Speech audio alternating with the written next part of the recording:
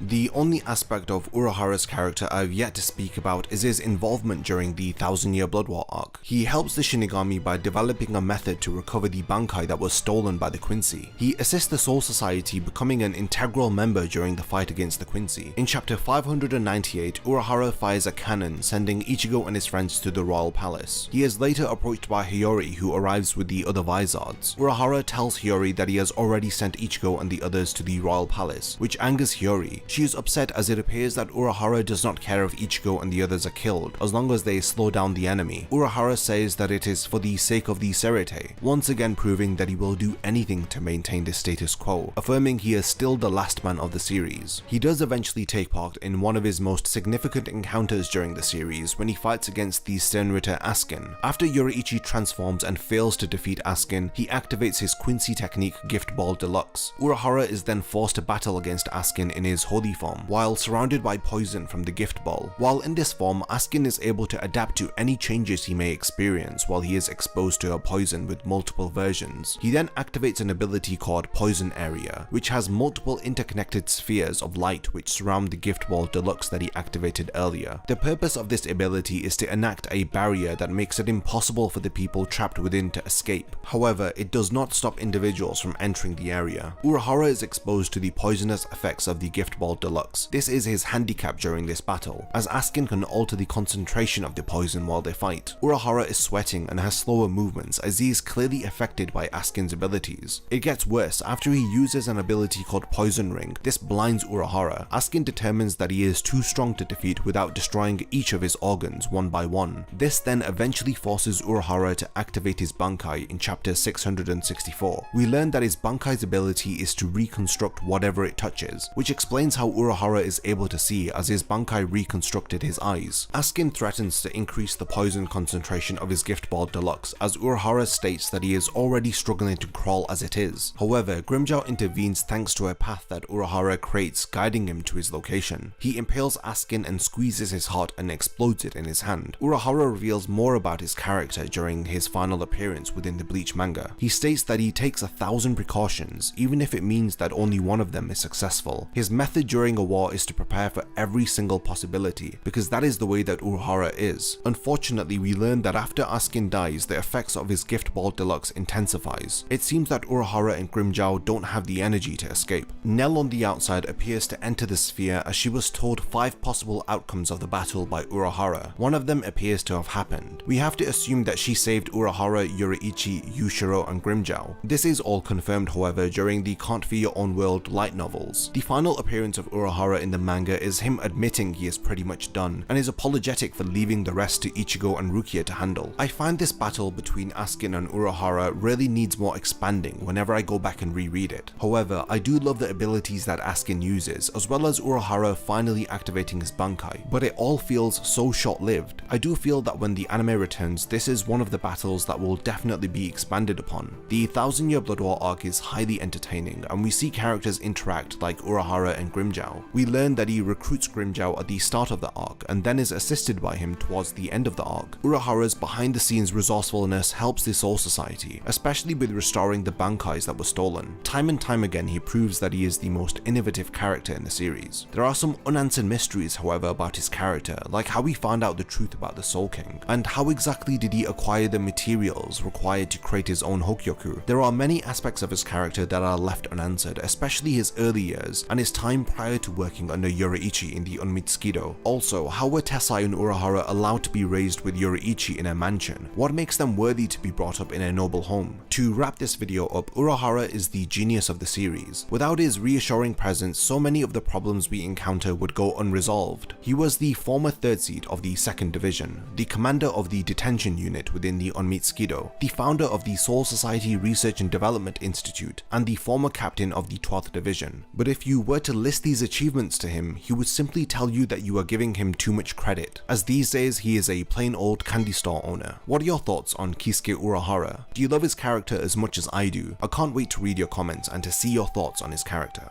The time has finally come for me to talk about my favorite female character within the entirety of Bleach. Of course, I'm talking about Yoruichi Shihoin. In this video, I'm going to be covering everything that we need to know about her character, breaking down her various different appearances within the story, the relationships that she shares with several characters like Urahara or Soifon, as well as going over her past so that we can understand her current appearances within the story. Yoruichi is one of those characters who undeniably is there for the fan service, but this doesn't mean that she lacks characterization or isn't an interesting character to follow. Hopefully after watching this video you'll better understand the character. So without any further delay, let's get into the Yoruichi character analysis. Yoruichi makes her debut appearance within chapter 51 of the manga and in episode 15 of the anime. You'll notice that she has purple hair that goes down to her waist, as well as her eye-catching golden irises. Of course, this wasn't the appearance that we were introduced to her character as. She had initially appeared during the first arc of the story as a cat. We were under the impression that Yoruichi was a male character because of the male voice that came out of the cat, and her true identity isn't revealed to us until chapter 116. I think all of us were left jaw-dropped after this sudden reveal, but I'll talk more about that as the video continues. Yoruichi is very intelligent and kind-hearted when it comes to her subordinates. She has a lot of knowledge when it comes to the inner workings of the Soul Society. This is because she was the former leader of the Soul Society's stealth division, the Onmitsukido, and she was also the former captain of the 2nd Division of the Gotei 13. Yoruichi was born into one of the 4 great noble families of the Soul Society, the Shihoin clan, and very much like Kind Shiba, she has a very laid-back, relaxed personality, not taking her position as a noble too seriously. During her time as a captain of the Gotei 13, she had insisted on her subordinates not referring to her as Yoruichi-sama. She didn't like the honorifics and just wanted to drop all of the formalities. There is a lot that we don't know about Yoruichi's character. One of the key things that was never revealed to us about Yoruichi was her Zanpakuto. It has been revealed that she does have a bankai of her own, but we don't see her wearing her Zanpakuto unless it's within a flashback, during her time within the Soul Society. We know that Yoruichi prefers hand-to-hand combat, and we know that within the second Can't Be Your Own World novel it is revealed that Yoruichi does indeed have a proper Zanpakuto. Despite the fact that it is very strong, its Zanpakuto prefers hand-to-hand combat, so Yoruichi relying on Hakuda and Kido suits not only her own fighting style, but it suits her Zanpakuto spirit also.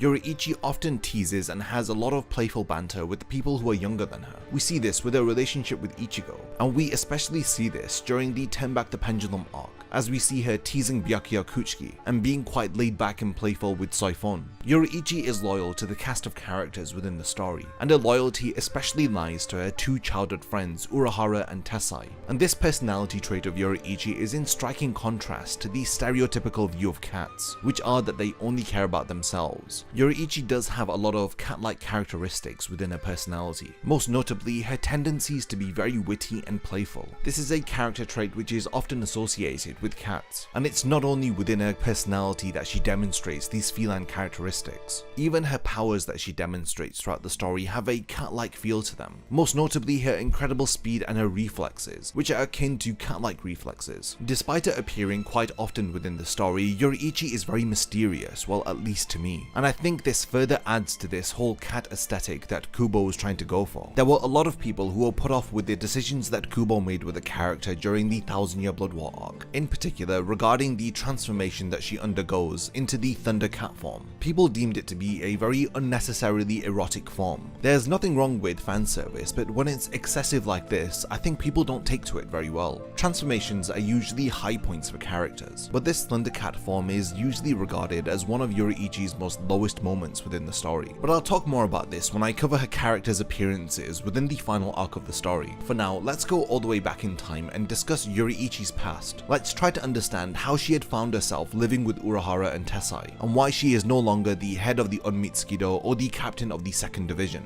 In chapter 159, we learn that Yoruichi was born as a princess of the Shihoin family. By tradition, the head of the Shihoin family leads the Onmitsukido. This very group are the caretakers of the treasured tools and the armaments of the Soul Society that have been bestowed to them by gods. Within the Bleach databook, we learn that the head of the Shihoin family is tasked to protect the Imperial Soldier garment. elements. They are a powerful spiritual tool that is said to have been handed down from the heavens. So you can see that Yoruichi was born into a family with a lot of responsibility, and everything comes full circle for her when she eventually becomes the first female leader of the Shihoin family. We know that during her childhood, Yoruichi was raised within the Shihoin mansion, which resides within the Serite. Very little is known about her childhood, but through the Turn Back the Pendulum arc, we learned that she had spent it playing with Urahara and Tessai. During their childhood, they had spent their time playing games under the Sokyoku Hill training space. This is an area that Urahara had built while they were just children. It wasn't long before Yoruichi had become the leader of the Shihoin family, and as a result of that, she had become the head of the Onmitsukido. She was the 22nd generation head of the Shihoin family, becoming the first ever woman to hold this position. As Yoruichi continued to excel, she eventually attained the position of a captain of the Gotei 13. Leading the 2nd division, she had eventually united it along with the Onmitsukido. While she was the commander of the Onmitsukido, she had taken in Soifun as her own personal bodyguard, and this is where Soifun had developed a close bond with Yoruichi, someone who she had admired since she was just a child. She saw a lot of potential within Soifun, and through seeing her untapped potential, Yoruichi became a mentor to her. She had ended up teaching her various different techniques, which explains why Soifun fights in a similar manner to Yoruichi. While she was in the Soul Society, Yoruichi had created and crafted many techniques, the most significant of which is Shumpo. This defensive technique allows an individual to move with a lot of speed and agility, resulting in them moving faster than the eye can follow. The whole point of Shumpo or Flash Step is how fast an individual can go from one point to another by using the least amount of steps. Yoruichi is dubbed by the title of Flash Goddess. This is because she is the fastest Shumpo user within the entirety of the Soul Society. Yoruichi had also taught some of her techniques to Byakuya, which explains some of the impressive feats of speed and agility that Byakuya demonstrates within the story. During the Turn Back the Pendulum arc, we learned that it was thanks to Yoruichi that Kisuke Urahra was considered for the position as the captain of the 12th Division. He had eventually been assigned as the captain and went on to create the Soul Society's Research and Development Institute. During this flashback arc, you will notice this frank and laid-back nature of Yoruichi. Despite her nobility and her holding so many positions and rankings within the Soul Society, she doesn't let any of this get to her head. She treats those who are below her as her equals, and doesn't pass judgment down on others, something that we see contrasted to against Soifun, who we see has a issue with Yoruichi recommending Urahara to be a captain, as she believes him to be undeserving of such a position. Soifun had even gone to such lengths as following Urahara for an entire day, trying to prove that he is lazy and unworthy of the captain's rank. When she is presented with Soifun's findings, Yoruichi just laughs them off, and you can clearly see that she doesn't take things too seriously. This aspect of her personality is excellently juxtaposed with Soifun's uptight nature. You can see that Yoruichi and Urahara have an incredibly close relationship. When she is informed that Urahara has entered the detention facility that is overseen by the Onmitsukido, and he had stated that Yoruichi had given him approval to go in there, she states that she doesn't remember if Urahara had indeed asked her. When an Onmitsukido member asks if they should remove Urahara, she casually tells them not to bother, and to allow him to do as he pleases. All of this distresses Soifun, but Yoruichi tells her to calm down. She trusts Urahara and knows that he wouldn't do anything to break her trust, and as we know, everything was fine in the end, as Urahara had gone into the detention facility in order to recruit Mayuri into his division. As a member of the Shihoin family, Yoruichi was on good terms with the Kuchiki family. She had regularly visited the Kuchiki mansion to play tag with a teenage Byakuya Kuchiki. The at the time head of the Kuchiki family, Ginrei Kuchiki, had requested for Yoruichi to train Byakuya. Yoruichi teases a young Byakuya by stealing his hair ribbon, and this one moment is an excellent callback to their encounter during the Soul Society arc, which had foreshadowed that these two individuals had known each other in the past. When Byakuya chases Yoruichi to get his hair ribbon back, he utilizes Shumpo, which proves that Yoruichi had indeed been teaching Byakuya. 9 years after Urahara had become the captain of the 12th Division, Yoruichi is present at an emergency captain's meeting, where she is made aware of the disappearance of the 9th Division captain Kensei, along with several other Shinigami. When Urahara arrives at the captain's meeting late, he pleads with the head captain to allow him to go with the investigation team to see what on earth has happened with Kensei and the others. This is because Urahara had previously sent his lieutenant Hiyori to the site where the disappearances had occurred. The head captain refuses his request, to which Urahara begins to protest, and it is here where Yoruichi out of character scolds Urahara. She describes his behavior as being pathetic, and that he should get a grip of himself, because after all, he himself had sent Hiyori there. He shouldn't lose his composure and insult her efforts. He needs to have faith in her. We next see Yoruichi the following day when Urahara and Tessai are arrested and brought forward to the Central 46. banks. They were set up by Aizen, but they plead for their innocence. They were given their sentences for committing crimes against the Soul Society, but before their sentences can be executed, a concealed Yoruichi breaks into the building.